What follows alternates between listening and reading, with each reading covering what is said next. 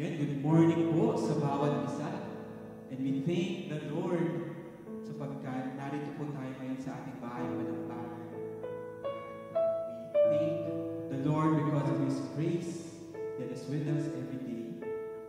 And so before we begin our time of worship, maaari ko po ba anyayahan na bawat isa na tumayo po.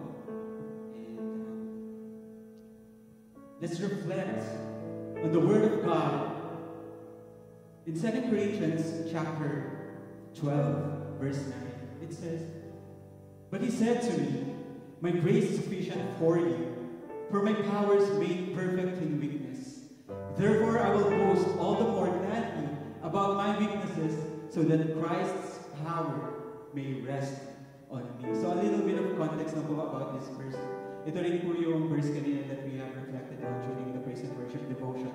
And during this time, Paul is writing to the church in Corinth, and he's sharing about the thorn in the flesh that he was given. So hindi natin alam kung what did he meant or what he mean by thorn in the flesh. Maaari po na physical ailment or personal struggle that he has. But he has begged the Lord 3 times para maalis yung thorn in the flesh na yun. But this is Jesus' answer to him. It was an outstanding verse na sinabi niya, "My grace is sufficient for you, for my power is made perfect in weakness." Yun yung sagot ni Jesus sa kanya. And sometimes, ganun tayo when we are asking God, we are praying for something to remove from us. Like for example, kung meron tayong sickness or meron tayong mga struggles in our finances, in our relationships, we lift it up to the Lord and we ask the Lord to remove it. But sometimes it is also, this is the answer of God. "My grace is sufficient for you, for my power is made perfect in weakness." What a wonderful reminder of God's promise that in our weakness, His power is made perfect. And His grace did not only save us, but it is the sustaining power of Christ that is with us every day. Yun yung grace ni God. We experience it every day. Kaya mga kapatid, if you are suffering from something, if you are struggling with something, this is a wonderful reminder from God that He said to us, "My grace is sufficient for you, for my power is made perfect in weakness." Praise God. Hallelujah. So today we will sing with gratefulness in our hearts, and we will lift up the name of the Lord and sing the song, "Your Grace is Enough." Hallelujah. We praise you, Lord Jesus.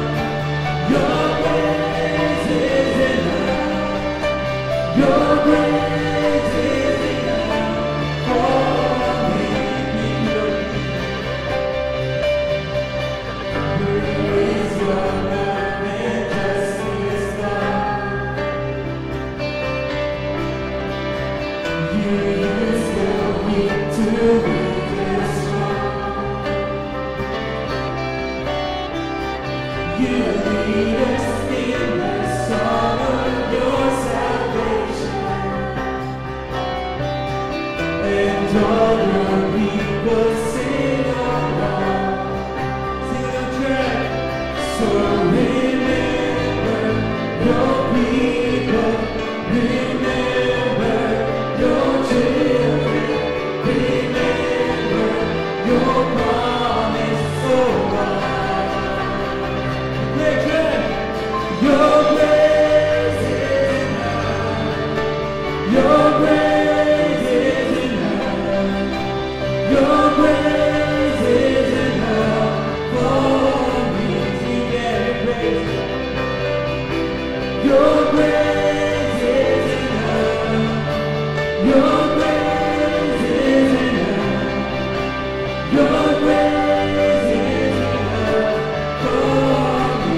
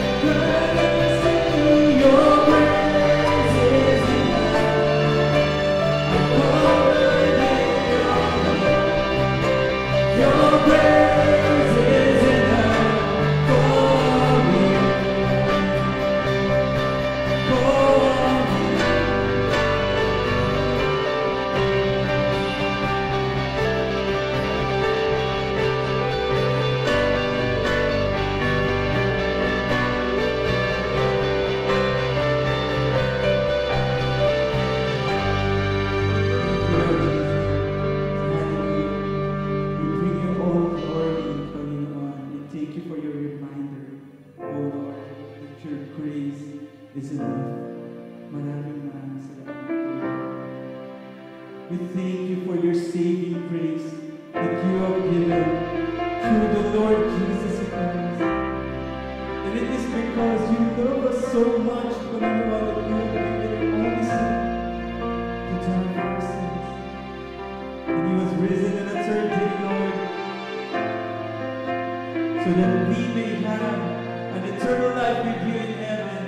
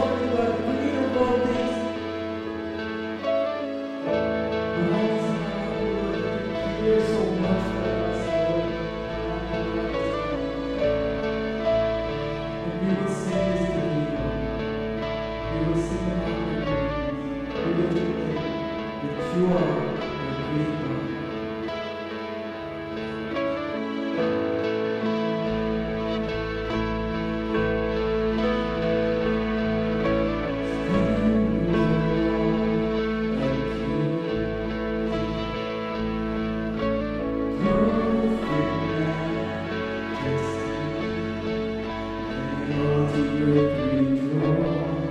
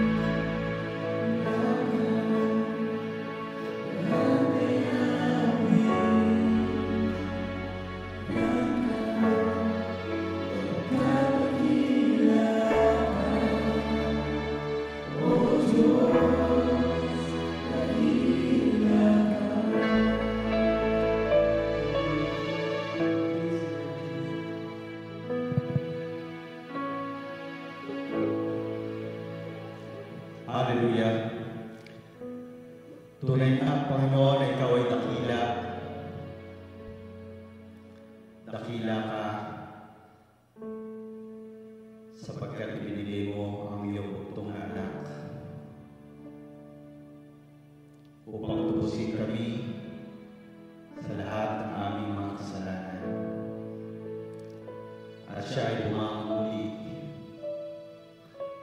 Pagpapatunay na lahat ng aming mga utak sa iyo, Panginoon,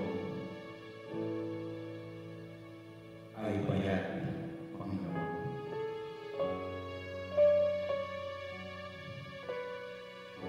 Whenever you're down in life, dahil sa mga dinaraanan natin ng mga sitwasyon,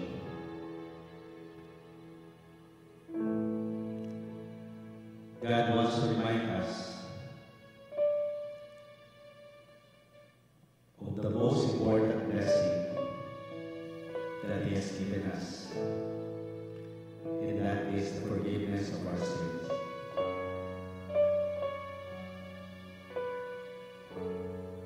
And we thank you, God. We thank you, Lord. We praise you, God.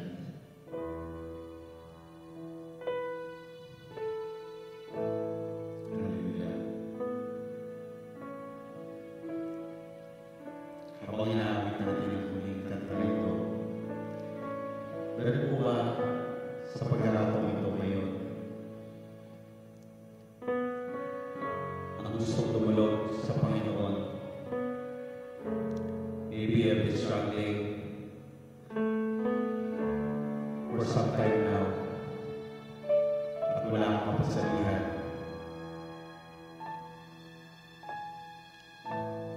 The altar is open, and all you have to do is come, and we will pray with you. We all have our struggles, kapatid. Maliit, malaki, pero may importante doon. If it bothers you, God cares for that situation in your life.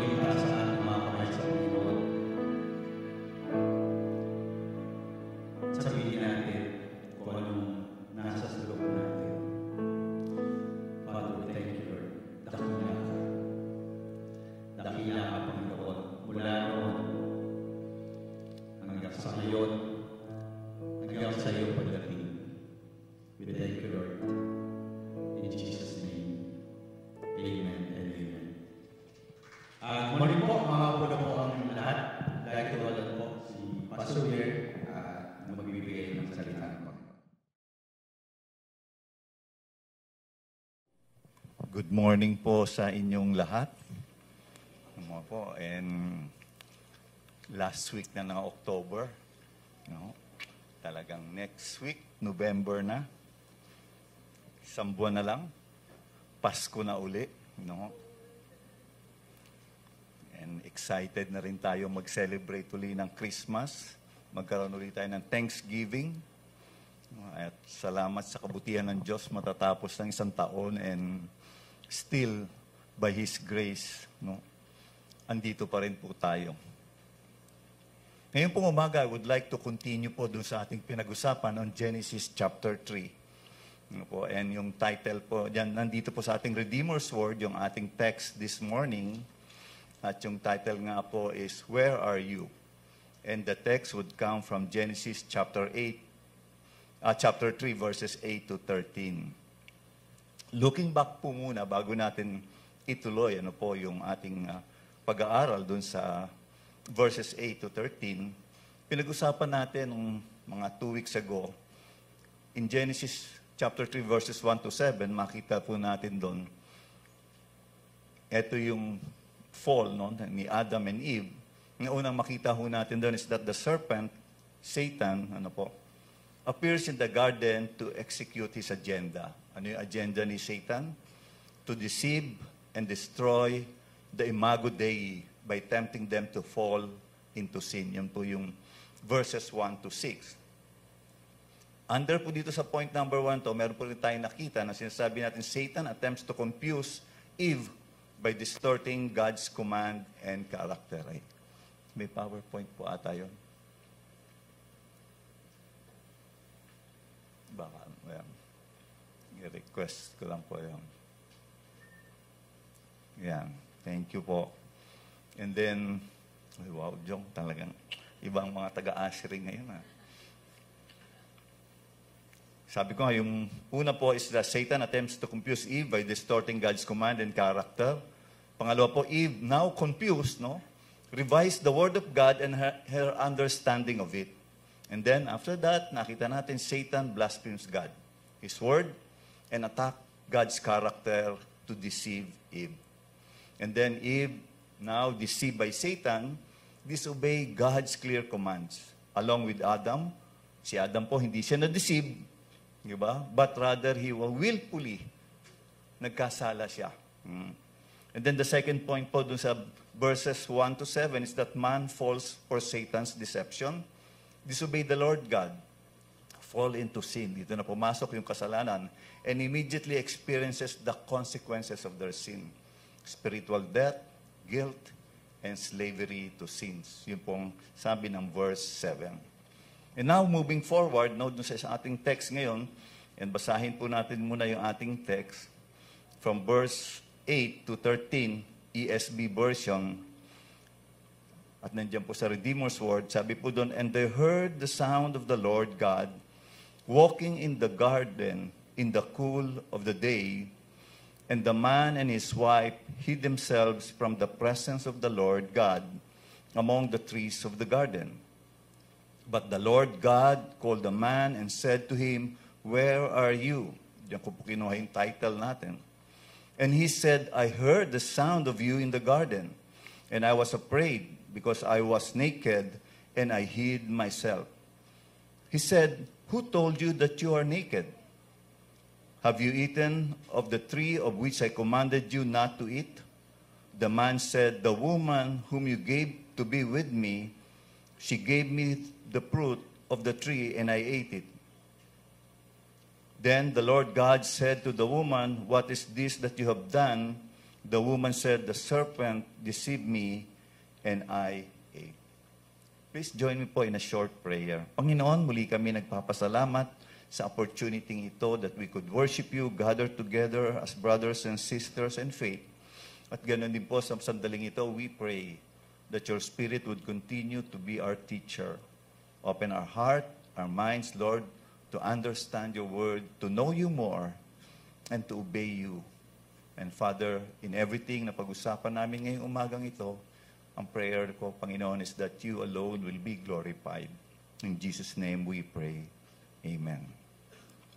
So dito po, no, Sabi ko nga po lagi, importante makita natin yung Genesis chapter 1, 2, and 3 dahil siya yung foundation ng lahat ng bagay na ating hinaharap sa mundong ito.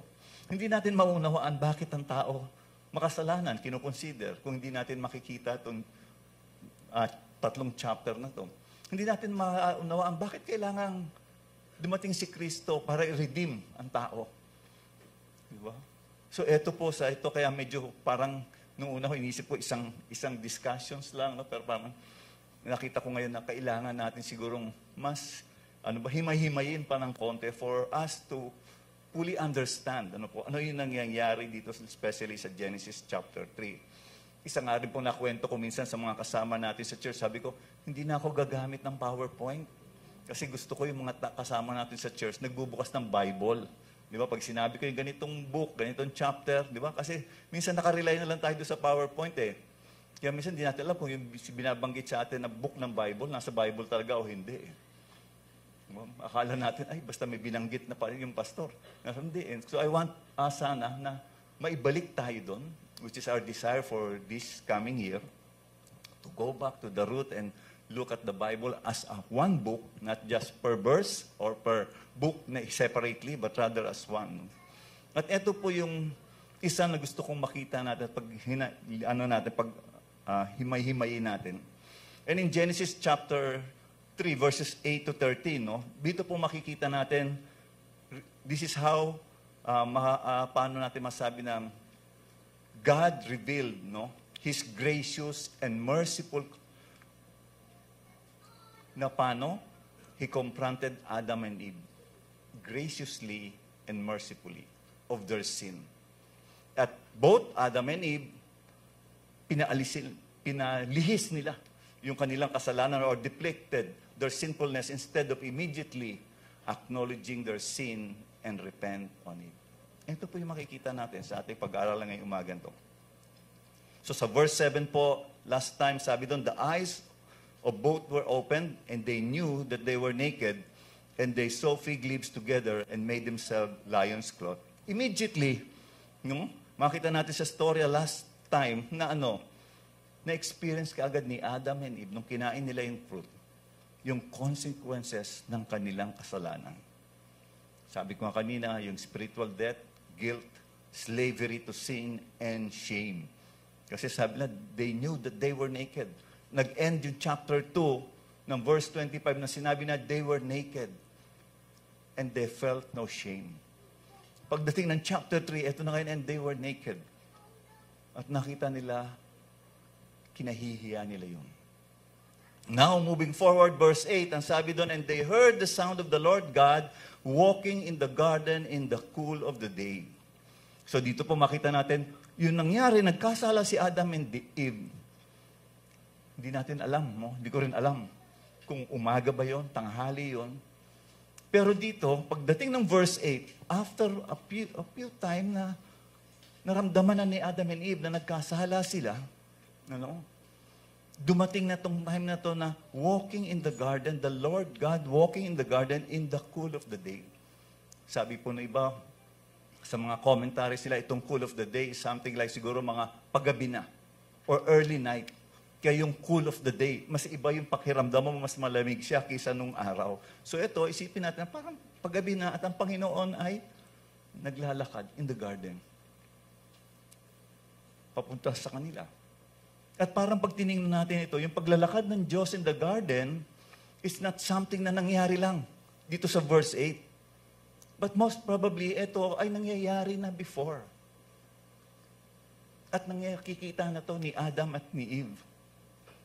And then sabi sa atin ng verse 8, and the man and his wife hid themselves from the presence of the Lord God among the trees of the garden. Siguro nung una,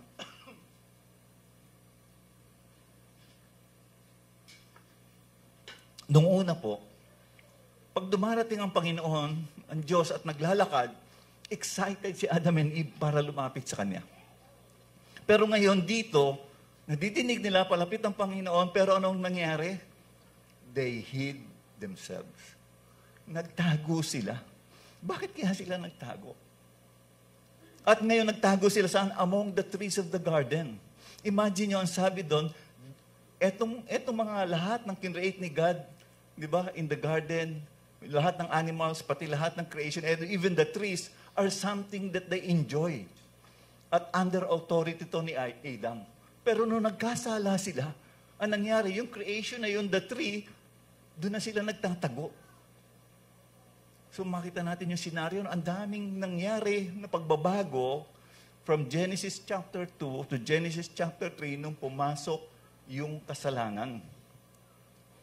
At dito po siguro gusto ko rin makita natin two important questions to consider. Una po is, when did the Lord God know that Adam and Eve fell into sin? Kailan kaya? Nung bang kinumpront sila? Or kahit na hindi pa nagwo-walk to the garden, sabi sa atin ng verse 8, alam na ba ni God? Kailan kaya nalaman ng Diyos? And maybe, the text in Psalm 139, no? Specifically, verse 7 na lang yung gusto kong i-quote. Wala po akong PowerPoint. Sorry po, hindi ko nagawa yung. Sabi po doon, where shall I go from your spirit? Or where shall I flee from your presence? Verse 8, if I ascend to heaven, you are there. If I make my bed in Sheol, you are there. If I take the wings of the morning and dwell in the uttermost parts of the sea, even there your hand shall lead me, and your right hand shall hold me. So in short, talaga ba makakatago ka sa Diyos? Ngayon sinasabi ng psalmist, kahit asan ka, alam ng Diyos at nakikita ka. Nasa langit ka, nasa lupa ka, nasa ilalim ka ng dagat. Kaya nga minsan sa Revelation, naalala ko minsan nung nag-ano kami nila Kuya Ryan, Bible study, chapter 6 ata ng Revelation ba yun? O 16 ba? Sinasabi doon na yung mga tao, dahil ayaw nila mag-repent, no? Pinagpipray nila na even yung mountains, yung bato, daganan sila para matago sila sa presensya ng Panginoon. Pero maitatago nga ba ng tao ang sarili niya sa presensya ng Panginoon? I believe definitely the answer is no. Pangalawa po, gusto kong makita natin na question dito. Now that Adam and Eve have fallen into sin, what would change? Dahil nagkasala sila, may magbabago ba? Or business as usual? Yun pa rin ang routine nila.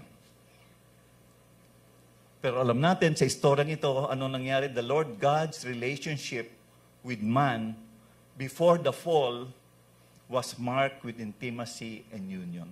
Ang ganda ng relasyon nila. Nakakausap nila ang Diyos.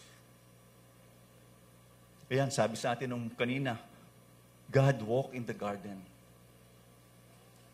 Ang saya ng relationship nila as husband and wife. Sabi ko nga, kanina, before the fall, God is always with them in the garden. At hindi lang ito yung si God nakikita nila minsan lang. I believe this is happening daily sa kanilang buhay noon. At bigla na lang, all of a sudden, ngayong verse 8 ng chapter 3, nagtatago na sila sa Diyos. Takot na sila sa presensya ng Diyos na dati nilulong nila yon. Dati ini-enjoy nila yon. At ngayon, that same scenario, dahil sa kasalanan, dahil sa fall nila sa kasalanan, ang nangyari, hindi na nila hinahanap yun. Tinatakbuhan na nila. Nilalayuan na nila. At sabi nga sa atin ng text, they are afraid and hid themselves. Ganun yung nagagawa ng kasalanan, no? Ayaw mong humarap sa Diyos. Tinatago mo.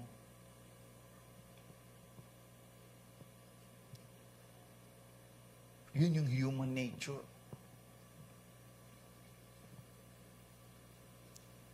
Paano ngayon mababalik ang tao sa piling ng Diyos? Kung mismong yung tao pala, siya yung lumalayo at nagtatago. Mamaya po siguro makita natin sa ating text, no? Moving forward sa verses 9 to 11, sabi po doon, "But the Lord God called the man and said to him, 'Where are you?'" Nakalimutan ko palang banggitin. Kasi naisulat ko dito sa isang papel eh. Pastor, di ba sabi natin, God is a spirit? Bakit ngayon, sabi doon sa binabasa nyo, God walked in the garden? Meron bang espiritong naglalakad?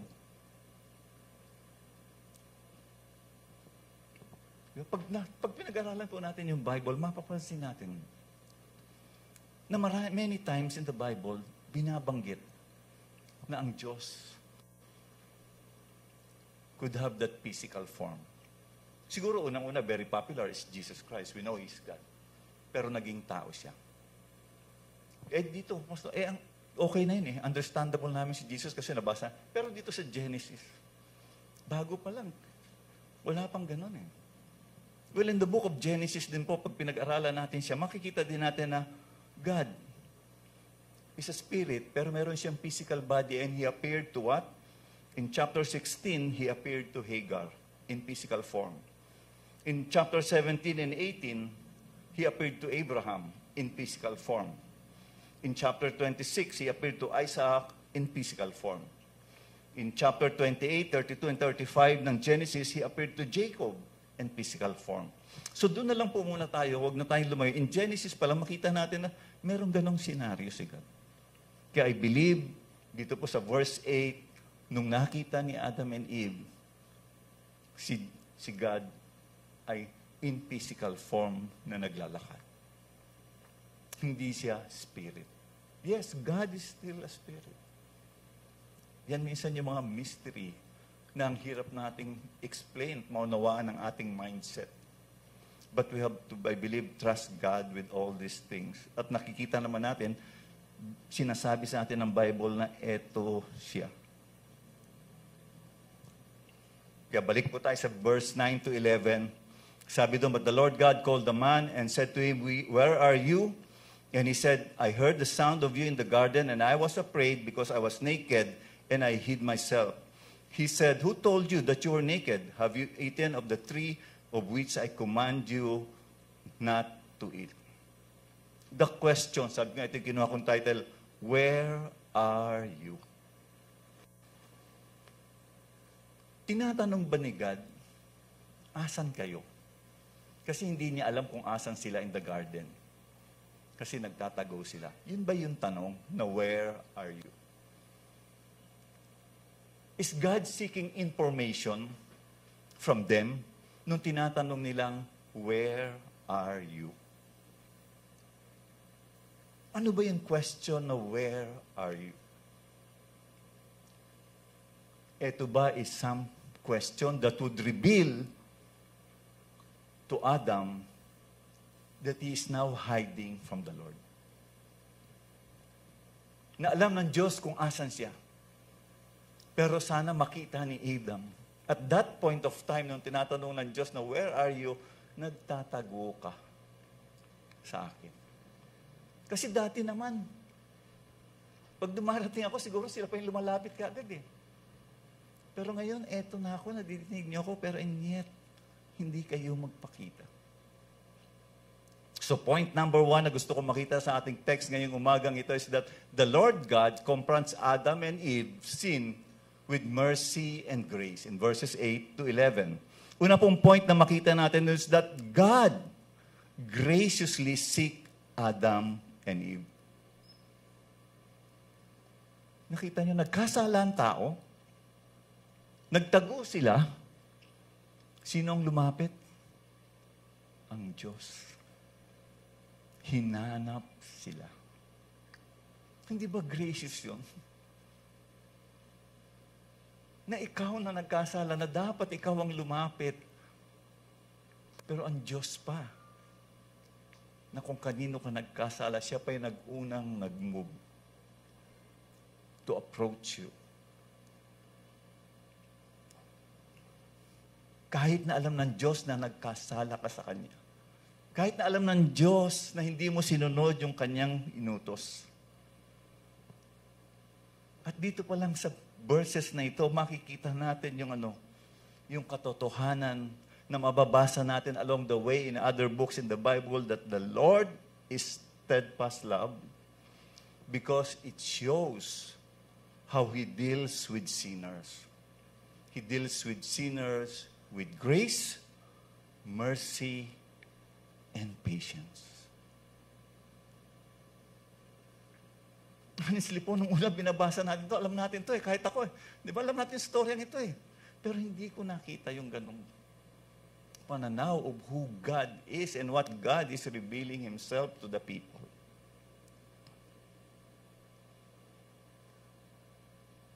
Kaya ngayon sasabihin na walang grace si God in Old Testament, it all started with the grace of God and ends with the grace of God.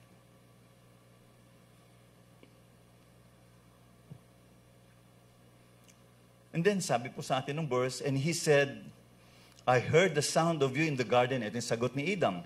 And I was afraid because I was naked and I hid myself. Kagaya po ng tanong ko kanina, totoo nga ba makakatago ka sa Diyos? Totoo nga bang mapagtataguan mo ang Diyos? No? Siguro yung isang tanong. I believe po, hindi. Kagaya ng binanggit natin kanina sa sound. Kahit asan ka. At isipin natin, sabi sa atin ng chapter 1, God created heaven and earth. Saan ka magtatago? Dun sa creation na yun ng Diyos. Wala kang pupuntahan I heard the sound of you in the garden. I was afraid. Again, this is a change from the previous relationship.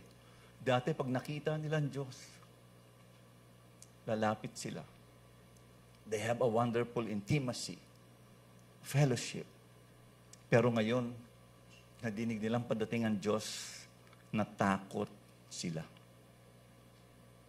Bakit sila natakot? Sabi niya, I was naked and I hid myself. Yung ba yung dahilan kaya talaga? Bakit sila natakot sa Diyos? Dahil naked sila? Pag tinignan natin yung istorya, binabasa natin, yung ba yung dahilan? Dahil naked sila. Nahihiya silang humarap. Again, babalik tayo sa chapter 2, verse 25. They were naked and they felt no shame.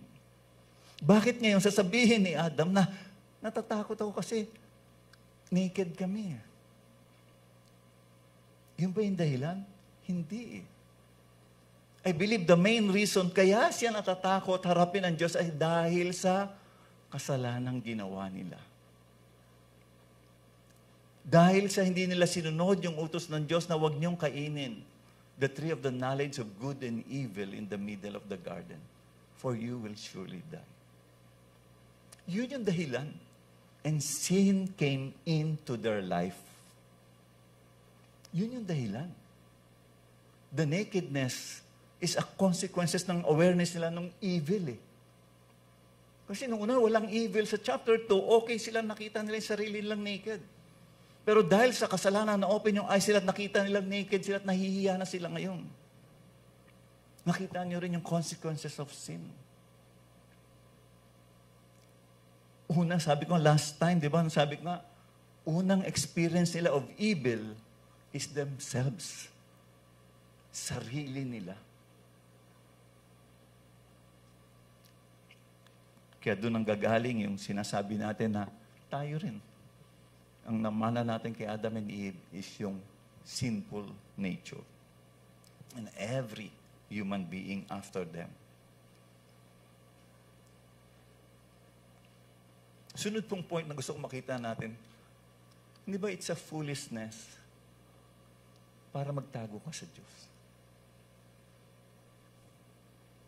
The one who created them, the one who have provided the creation para i-enjoy nila and for them to rule over the creation of God. And for them to multiply.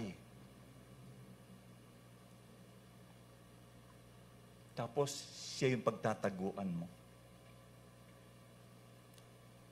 Minsan, di ba, pag inisip natin sa panahon to, siya yung source of blessing ko eh.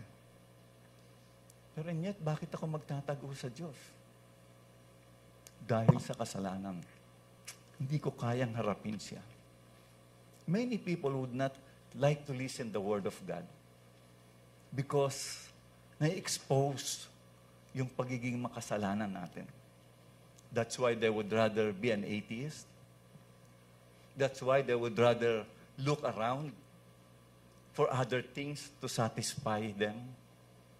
Ayaw nilang harapin ang Diyos o ang salita ng Diyos because they felt ashamed. They felt the guilt because of the sin. Pero yet, the best action, the best thing to do is to come back to God. Kaya ito, makita rin natin na ang Diyos ang unang lumapit sa atin. Ang Diyos ang unang nag-touch sa buhay natin. Kaya ngayon, sasabihin mo, nakilala ko ang Diyos. Kasi sabi din sa atin ng Bible, no one seek God. And that's how gracious God, not only to Adam and Eve, but even to us today. Kaya tayo nandito ngayon. Kaya tayo nakakapakinig ng salita na kaya tinanggap natin ang Panginoong Jesus sa ating buhay. Dahil siya muna nag-touch sa atin and we respond sa Kanya positively.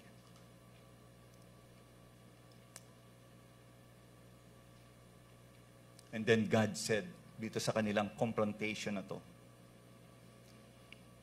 He said, who told you that you are naked? Sabi kasi ni Adam I was naked. Kaya ang tanong ng Diyos, sino nagsabi sa iyo na naked ka? Definitely the answer is no one. Nobody told them. Kasi sila lang naman yung dalawang tao dun Diba wala namang iba Ang point na tinatanong dito ng Panginoon is, yan ba yung dahilan talaga? Kaya ka nagtatago, yung nakedness. Napansin niyo yung nung question ni God? Nililid niya si Adam na umamin na nagkasala siya. And yet, isinisegue niya sa iba't ibang area. I was naked. Kaya sabi naman, sino nagsabi sa'yo naked ka? Hindi masabi ni Adam Sunod na tanong ng Panginoon, eto na, diniretso niya na. Medyo mahina ang dating itong batang to Parang gusto pa rin magpalusot dinideny pa Ano the question ni God? Have you eaten from the tree of which I commanded you to eat? Diretsohan na tayo. Kinain ba ninyo yung tree na pinagbabawal ko? Di ba?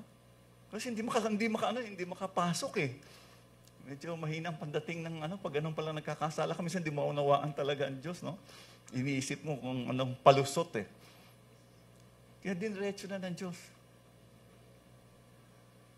Dito makita natin, God confronts Adam and Eve with their sin. Kinumpront niya. But He confronted them. Bakit? Hindi lang para sila i-judge.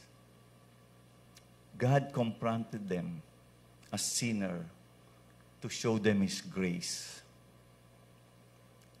and His justice. That He has to still confront them of their sin kahit na gracious yung heart ni God towards them. The problem sa tao kay Adam and Eve is what? Nagkasala sila, pero ang kanilang sagot ay magtago sa Diyos. At sabi ko nga kanina, hindi ka makakatago sa Diyos and God found them. Harap nila ngayon at kinumpront ni God sila sa kanilang kasalanan. And this is how God deals with sin and the sinner. Hindi pwedeng palampasin ng Diyos yung kasalanan. Parang minsan tayo, di ba? Ay, sorry ha. Hindi, kalimutan na natin yan. Huwag na. Hayaan mo na lang yan. Para tahimik na tayo, okay na tayo. Hindi pwede kay God yun. Hindi yun yung style niya. God had to confront that sin and for the person to repent and go back to God.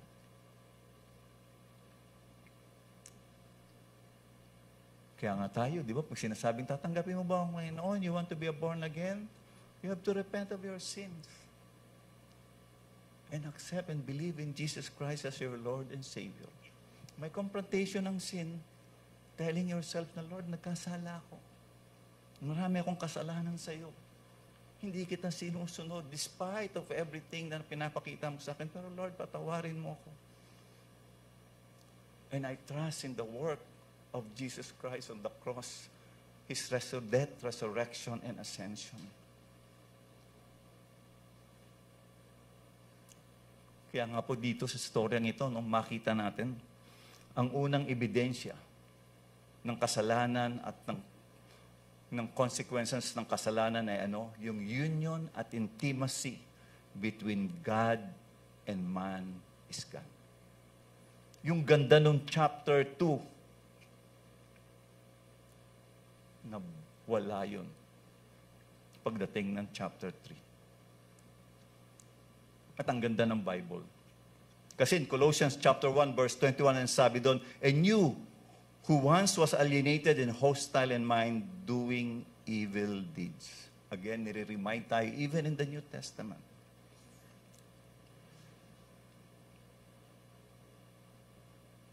And then, balik tayo doon sa conversation. Sabi ni God, kinumprant niya na si Adam, no? Kumain ba kayo nung fruit ng tree na pinagbabawal ko?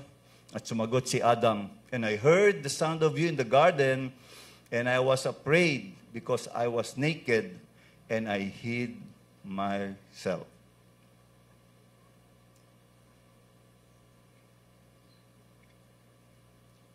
Makita natin na dahil din sa kasalanan,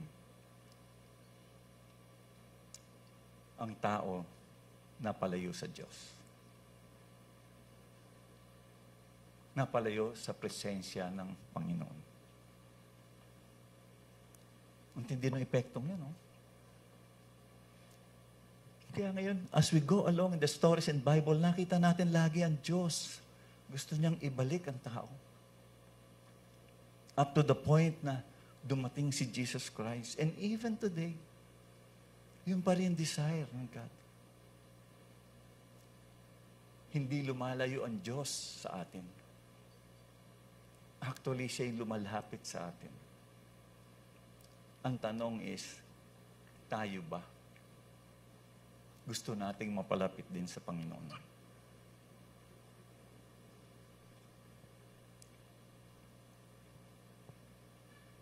The second point po na gusto ko makita natin ngayong umaga sa ating text in verses 12 to 13, Adam and Eve shift the blame to each other, refusing to own their mistakes.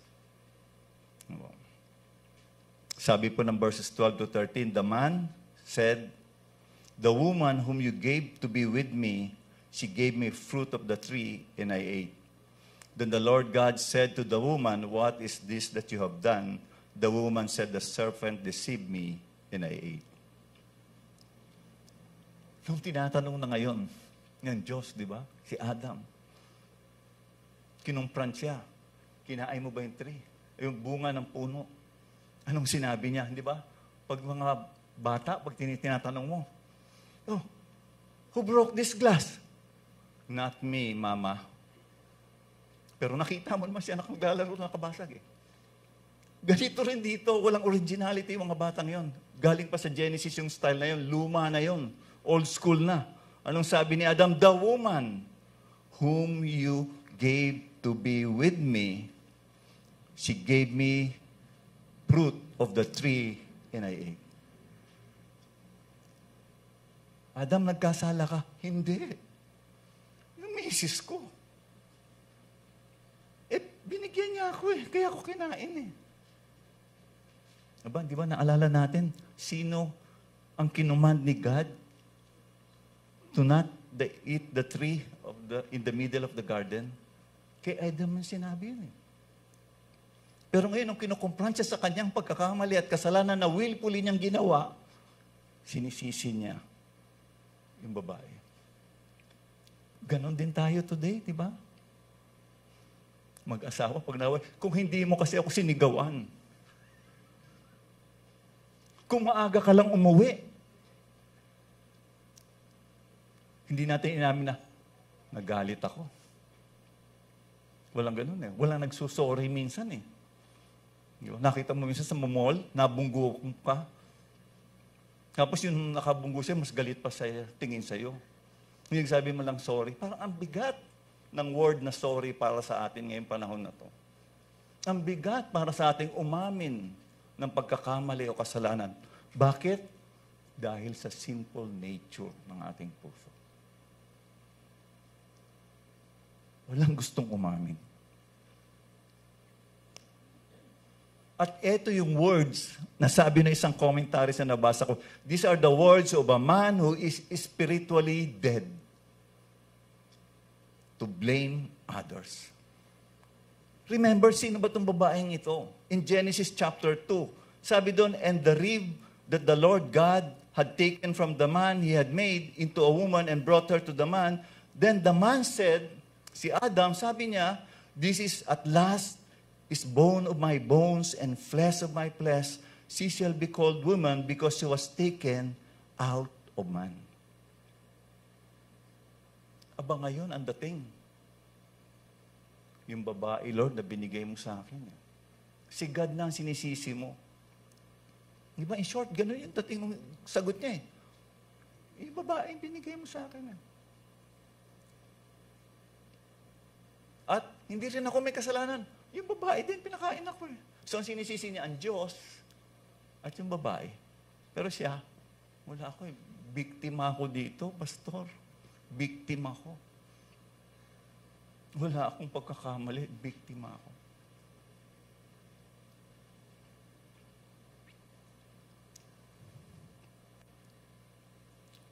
In this point number 2, makita po natin, Adam blames her wife for his sin, as he blames God for his fault. Ang tindi, no? Ang epekto ng kasalanan, pati Diyos sinisisi mo. Kasi God, dito mo ako dinala sa pamilyang ito eh. Ang gulo-gulo. Kaya ganito ang buhay ko ngayon.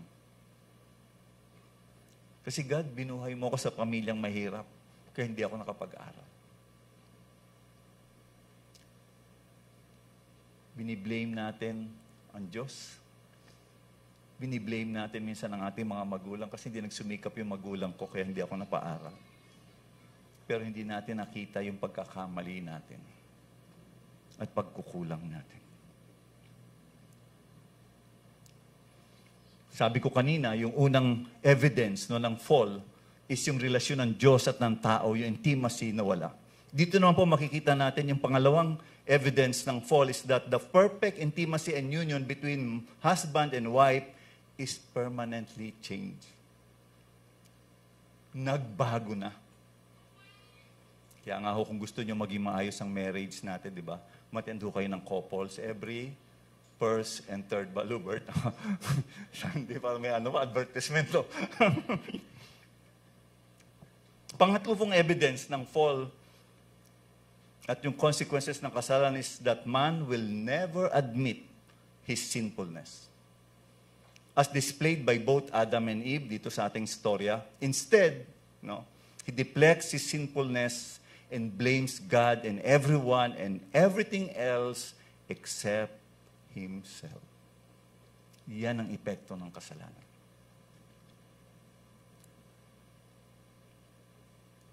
Going back to the text, sabi doon, then the Lord God said to the woman, what is this that you have done? Kinumpran niya si Adam. Sinabi yung babae, binigay mo sa akin babae. At ngayon naman yung babae nung kinumpran ni God, sabi niya, what is this that you have done? Anong sagot ng babae? The serpent deceived me and I ate. Again, consistent na sila. Yun namang serpent. Tinisib niya ako, kaya kinain ko eh. Walang umaamin na, sorry God, nagkasala ako. Hindi kita sinunod. Kinain ko yung pinagbawal mo. Laging merong ituturo. Parang mga bata. Pag nag-aaway po namin dalawa, look, Lola, Tommy, look what he's doing. Biniblame yung pinsan niya. Pero siya yung nakakasira ng mga laruan. Grabe, no? Maisip nyo, grabe yung epekto ng kasalanan. At yung realities na to, di ba nakikita natin sa buhay? Ay, hindi, no? Kasi mga mababait kayo, no? Wala kayong ganun sa na-experience sa buhay niya na sinisisi yung mga kapamilya, di ba? Ibang tao, talagang pag nagkamali, ay, ako ho yan. Sorry. Dito iba eh. Sorry, mali ata yung ko. Hindi kayo nakaka-relate sa ganun, Kasi kayo talagang hindi nangyari sa buhay niyo, meron kang, kasi siya eh. Dahil sa kanya eh. Dito, makita natin, si Eve, biniblame niya yung serpent for her sin. Di ba? Kaya lang naman ako naging corrupt eh. Kasi yung boss ko, tinuturuan kami, di ba? Tita Rose. Siya naman nagsabi sa amin na kolektahin namin ganito kalaking kasama eh. Ito yung epekto ng kasalanan. Things that we could learn for our text this morning. Dalawang bagay po yung gusto kong makita natin. Man is a sinner separated from the life and presence of a holy God. Pangalawa po, man in his sinful nature and state will never repent and acknowledge his sin. He will continue in his rebellion against God, blaming everyone except himself. Ito yung reality ng buhay ng tao noon, ngayon, at sa mga darating na panahon. Tanong, anong solusyon yan ngayon, Pastor? Kung ganyan pala ang tao, gusto natin ang ating bansa, ang ating gobyerno ay maging maayos. Wala nang corrupt. Walang magnanakaw. Paano? Paano tayo mababalik doon sa ganda ng relationship ng Genesis chapter 2? Intimacy, union with God. The solution po, man is in need of a Savior who will bring him back to life spiritually. Kaya nga, ang tanong minsan natin ulit, babalikan ko yung title, Where are you? Are you in Christ today? Then praise God. You need to worship and thank God that He brought you back to life. Or, ang sagot mo ba sa question, where are you? Hindi ko pa kilala si Kristo. And the same question remains for you and for many na ating mga kababayan. The same question na tinanong ni God kay Adam and Eve, where are you? God wanted for all His people to go back to Him, repent, believe in Him. At sana itong question na itong, where are you? Would steer the hearts natin ngayong umagang na ito and be reminded, Panginoon, asan ako in relationship with you today? And I would like to close with this verse.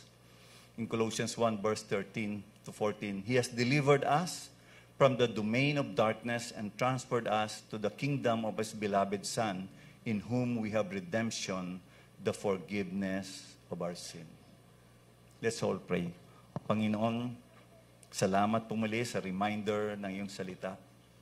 Lord, we come to you with a repentant heart. Patawarin mo kami, Lord, sa aming mga pagkukulang, pagkakasala sa iyo, Lord. Maraming bagay sa aming buhay, Panginoon, alam mo yan, wala kami maitatago sa iyo. Mga panahon na we would rather blame people. We would rather blame circumstances dahil sa pagkakamali namin, sa pagkakasala namin. Kaya Lord, tulungan mo kami na this kind of character, attitude, heart, Lord God namin, or aming habit na ganito, Panginoon, na hindi kaaya-aya sa'yo mabago. We pray, Father God, na tumbuhay namin bilang mga mananampalataya ay maging kaaya-aya sa'yo. Not perfection, Lord, but Lord, a life that desires to follow you and obey you. And Father, we pray din, kung meron man dito, Panginoon, sa mga panahong ito, Lord, na hindi ka pa kilala bilang Diyos at tagapagligtas. We pray that your Spirit would minister and touch them, Lord. Katulad ng ginawa mo kay Adam, ikaw yung lumapit sa kanila. And I pray, Father, that that would be a starting point in their life, that they would realize how gracious and how merciful you are for all the sinners. Again, Father, we say thank you for being God, for being Savior. Thank you, Father, for your compassion, mercy, and grace upon us. Ito ang aming dalangin sa pangalan ni Jesus. Amen and amen. Magandang umaga po muli sa inyong lahat.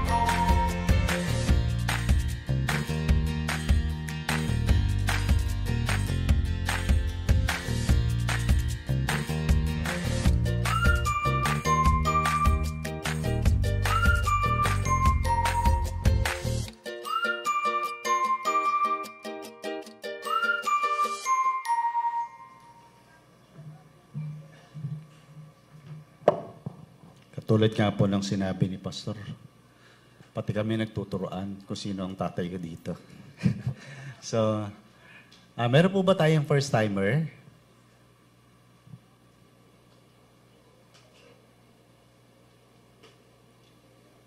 Ayan, di kayo nag-invite. Wala tuloy tayong bisita. Sige po, kung wala po, tinatawagan po yung mga ushers to collect our tithes and offering.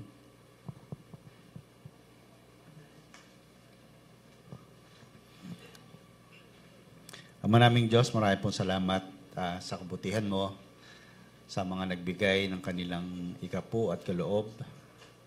Dalangin namin, Panginoon, na ito'y magamit, Panginoon, sa pagpapalago ng iyong kaharian. We also lift unto you, Lord, yung mga hindi pa nakakapagbigay. That, Lord, you touch their heart, Lord, na magkaroon sila, Panginoon, ng Lord, revelation, O God, of how important tithing is, Lord, as a believer. And Father, we thank you. We praise you, we honor you in Jesus' name. Amen. So bago po tayo mag-iwahiwalay, pwede po ba natin kamayan yung ating mga katabi? Magandang umaga. Nakamayan niyo na ba lahat? Hindi ako yung magbe-benediction, Pastora. Hindi ako ganun ka-proactive. If we can just, meron pa naman tayong, mabilis lang naman yung preaching ni Pastor. So if we can just sit down for a while. Meron lang kaming additional announcement. Don't worry, hindi to second preaching. So, akala nyo ba tapos na yung surprise? Hindi pa. So, it's still October, so it's still a Pastor's Appreciation Month. So, we wanted to call Pastor Veer. Pastor Veer. Saka si Pastor Elijah sana, kaso mukhang wala ata pala sila sa... Pastor Veer, can you please sit down? And we have prepared, or they have... Tita Debs? Tita Debs, kasama ka daw. Kala mo tinago namin to sa'yo. Kala nyo tapos na. And they have prepared something for you po, and also sana kay Pastor Elijah Casola pala sila. Take it away. This family's life is about to change because he is about to quit his high-paying bank job, and his wife doesn't know it's about to happen. So let's see how this happened. Years ago, this young man named Virgilio saw a beautiful young woman in school. The young woman's name was Deborah. From that moment on, he couldn't forget her smile. Deborah was the star, a dancer, a singer, admired by many. Virgilio was just an ordinary student. To him, she was the best. Deborah didn't like him. She said he wasn't her type. Still, he tried talking to her, writing notes, waiting after class. In college, they met again on the busy university belt. He waved, but she quickly hid behind parked cars. Years passed, yet he never forgot her. Deborah moved on with her life, but one day she prayed that the first man to knock on their door would be her husband. Moments later, there was a knock. It was Virgilio. She knew it was God's answer, and after 10 years, they fell in love. They married and built a family. God shaped them as husband and wife. They had children, made decisions together, and walked through many seasons of life. They served faithfully in their church, leading couples and caring for families.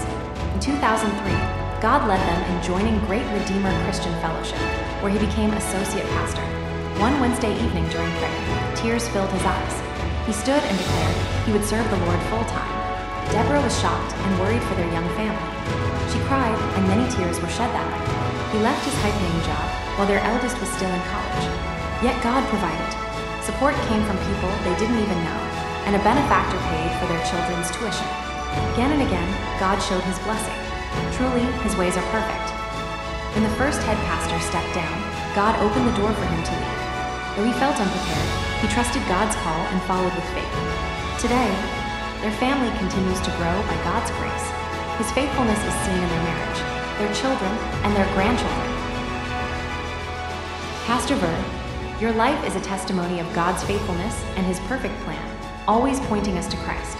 We thank God for your sacrifices, your love for his church, and for Tita Deb and your family's faithful support in sharing you with us. May God continue to guide, strengthen, and use you and your family for his glory. Hello. Ang lakas. So, another surprise, no? Tuloy pala ng pastor's appreciation. So, ako ay na-surprise din. Ako pala yung But it's always a privilege, no, to appreciate our pastor and give glory to our God, no? So, actually, we are so blessed dahil may mga churches na wala pang appointed pastor, no? Even sa corporate prayer, pinagpa-pray natin yung ibang churches.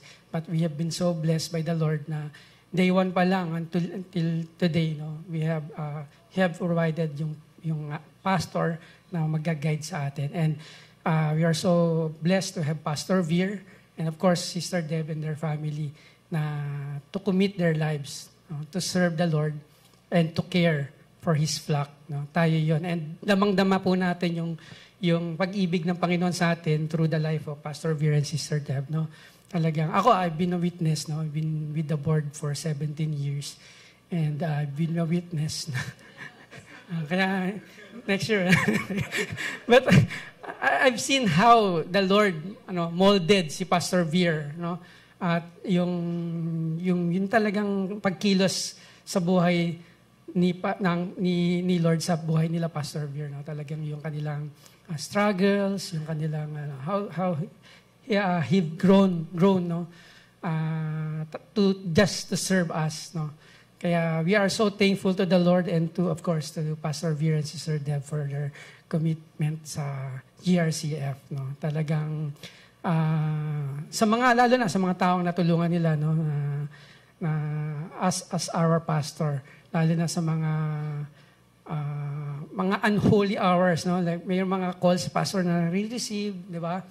Na sa mga madaling araw, no, kailangan ng counseling, kailangan ng even mga emergencies, no. Talagang they are always ready to lend support sa ating members, ating church, no. Kaya we are so thankful, Pastor Veer and Sister Deb, sa inyong pag-ibig sa Panginoon at sa mga kapatid ninyo dito sa GRCF. So let all stand as we pray for Pastor Veer and Sister Deb. Lord, thank you so much again, Father, na nakita po namin kung gaano nyo kamahal ang inyong simbahan, Panginoon, that you have given us, Lord, our beloved pastor, si Pastor Veer, together with his wife, si Sister Deb, and their whole family.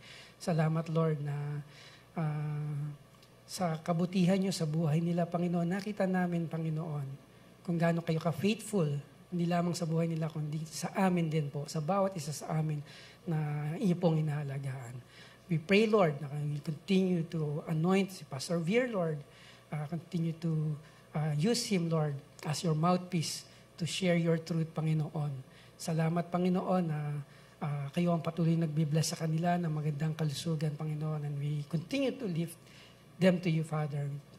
We ask for good health, Panginoon, and your provisions be upon them always, Father. Salamat po, Panginoon.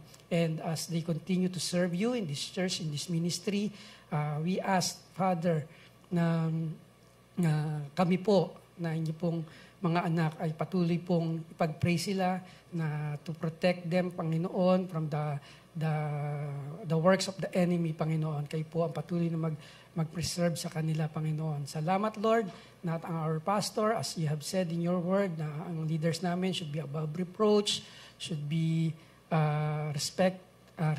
respectable, Panginoon, able to manage their family well. And Panginoon, maraming salamat dahil ito po si Pastor Veer, Panginoon, at sa kanyang family. Thank you so much for blessing us with an honorable and a faithful servant. Again, we just lift to you, Panginoon, ang family ni Pastor Veer. Kayo po patuloy na madakila, Panginoon, ma-honor, Panginoon, sa buhay nila. In Jesus' name we pray. Amen. Amen.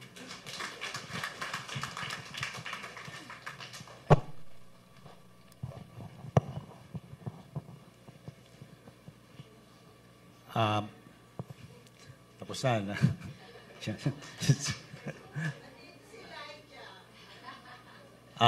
Meron pa po palang yung second showing, opo.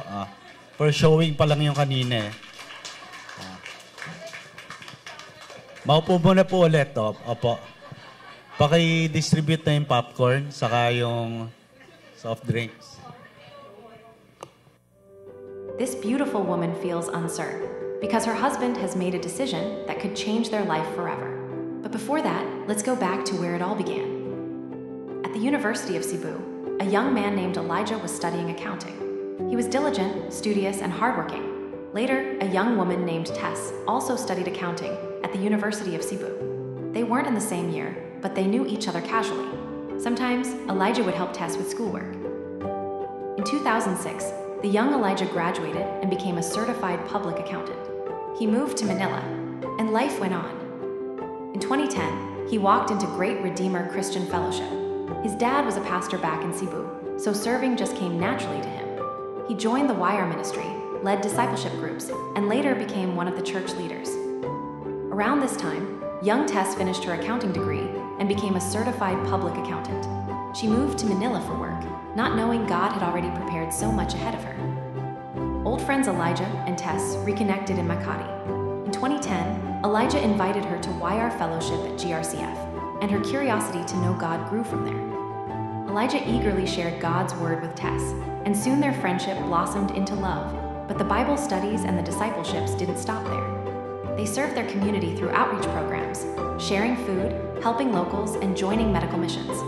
They shared many adventures, hikes, outings, and retreats, and as their love grew, so did their faith in God. In 2015, Elijah and Tess tied the knot and started their own family. After years of serving in leadership, Elijah prayed and sought God's direction until it became clear that he was being called to be one of GRCF's pastors. But Tess felt the weight of it all. She knew this decision would change their family's life forever. Even though she was worried, she trusted God and followed his lead. As they always said, it wasn't a question of if Elijah would be a pastor, but when.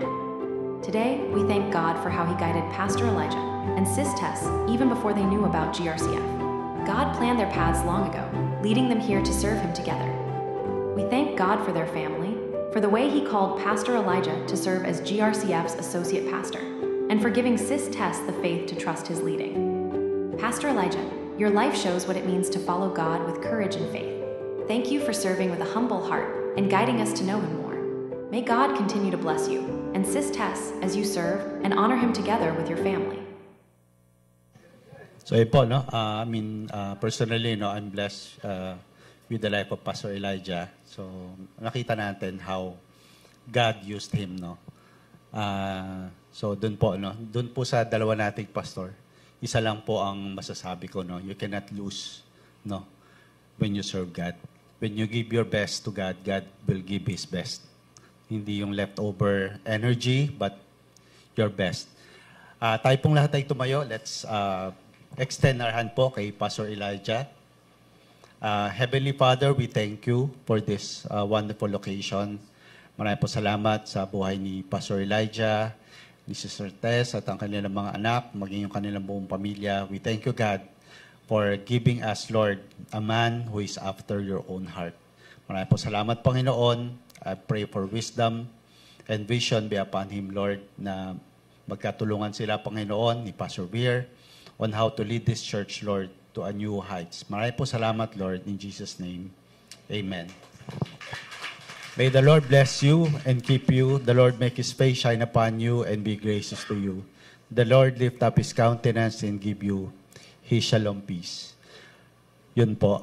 If you are being touched by the Lord to give something to our pastors, please do so po. Kahit po yung sasakyan nyo nasa baba, pwede nyo pong ibigay. Huwag po kayong mag-alala. God bless you po. Special thanks din po pala to the Lord, no, kay Ate Brian. Siya po yung gumawa ng script ng mga videos. And kay, of course, sa other half ko po si Ange for editing yung video.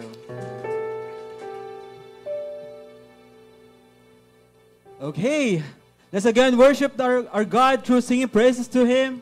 And let's sing, Your Grace is Enough.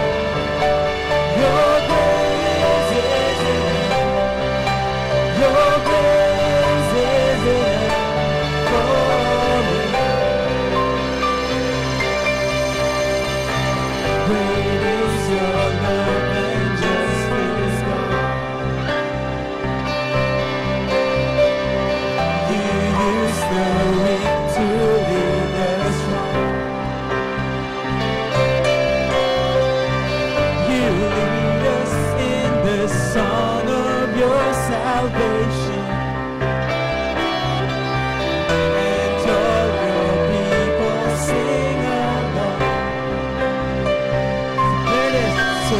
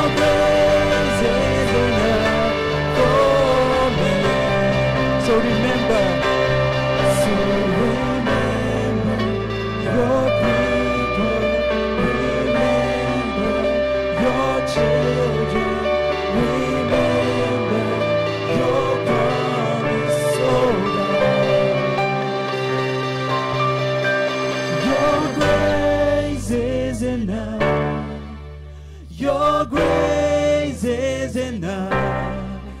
Your grace